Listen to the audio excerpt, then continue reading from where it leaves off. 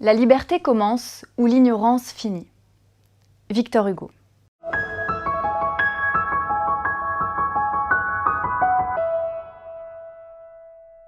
Qu'est-ce qu'être libre? Il existe une idée largement répandue, comme quoi être libre consisterait à faire ce que l'on veut, quand on veut, avec qui l'on veut.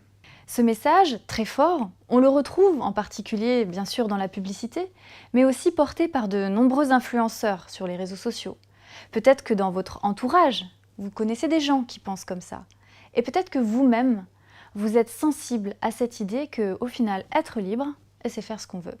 Il y a un premier écueil dans cette façon de penser, puisqu'en fait, on va confondre liberté et plaisir, liberté et confort, liberté et facilité. Or, philosophiquement, c'est tout le contraire. Philosophiquement, être libre, ça veut dire assumer la contrainte, pas la transgresser, pas la briser, l'assumer. Prenez un exemple très simple. Un danseur. Un danseur, on peut l'admirer pour sa liberté de mouvement. Mais combien d'heures de travail, de répétition et de contraintes il a dû intégrer pour parvenir à cela?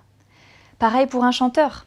Combien d'heures de répétition pour parvenir à cette liberté dans la voix?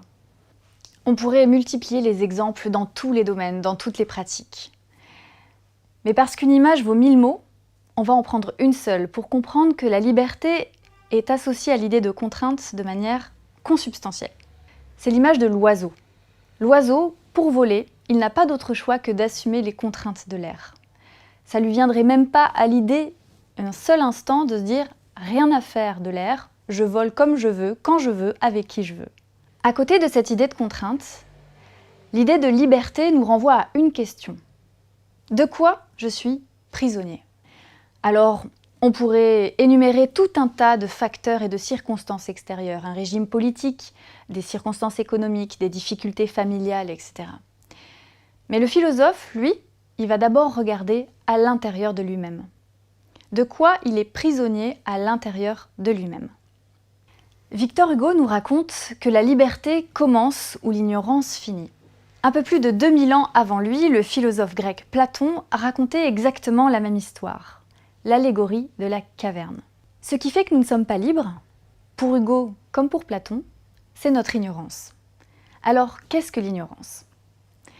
L'ignorance, ce n'est pas ne pas savoir beaucoup de choses. Ça, c'est être cultivé ou pas cultivé. Non, être ignorant, fondamentalement, c'est croire savoir. C'est-à-dire qu'on est persuadé de savoir quelque chose. Ça, c'est l'ignorance. Dans cette histoire, Socrate, le maître de Platon, dialogue avec Glaucon à propos d'une sombre caverne où seraient enfermés des hommes enchaînés. Pendant tout le récit, Platon nous raconte le parcours d'un prisonnier qui décide de se libérer pour sortir de la caverne. Il va franchir un couloir périlleux jusqu'à accéder à la lumière du soleil et enfin il va pouvoir contempler le soleil, les objets, les oiseaux, les arbres. Dans cette image que nous a transmis Platon, nous avons un véritable mode d'emploi pour sortir de l'ignorance. Tout d'abord, il faut comprendre les étapes. La première étape, les prisonniers enfermés au fond de la caverne avec des chaînes autour du cou et les pieds et les mains liés, c'est l'étape de la croyance, de l'opinion. La deuxième étape, quand le prisonnier se libère de ses chaînes, se retourne et décide de commencer l'ascension, c'est la philosophie, la pratique de la pensée. Et enfin, la troisième étape, quand le prisonnier est parvenu, au prix de nombreux efforts, à sortir de la caverne, eh bien c'est la sagesse, cette capacité à voir le réel tel qu'il est, à contempler les choses telles qu'elles sont. Ce que nous enseigne cette allégorie, c'est que fondamentalement, être libre, c'est être capable de penser par soi-même, et donc de sortir du monde de la croyance et des opinions.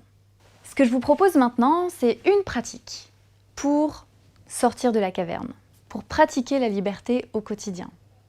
Il s'agit des 3 tamis ou passoires de Socrate. Aujourd'hui, vous allez peut-être parler de quelqu'un à une autre personne. La pratique consiste simplement à vous poser 3 questions avant de commencer à parler. La première, est-ce que ce que vous allez dire sur cette personne est vrai? Est-ce que c'est vérifié? Si ce n'est pas le cas, abstenez-vous de parler. Si vous passez la première étape, posez-vous la deuxième question. Est-ce que ce que vous allez dire est bon?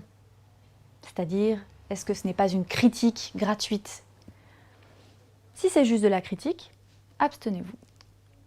Et la troisième étape, enfin, est-ce que ce que vous allez dire est utile?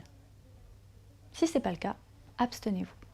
Au fur et à mesure que vous pratiquez, que vous faites ce petit jeu, vous allez vous rendre compte, peut-être comme moi, du nombre d'opinions que vous émettez dans une journée. La liberté intérieure dont on parle commence par le filtrage de ses propres opinions. Ce que vous allez découvrir à l'issue de cette pratique, gardez-le précieusement. Ça va être votre base pour commencer pas à pas à sortir de la caverne.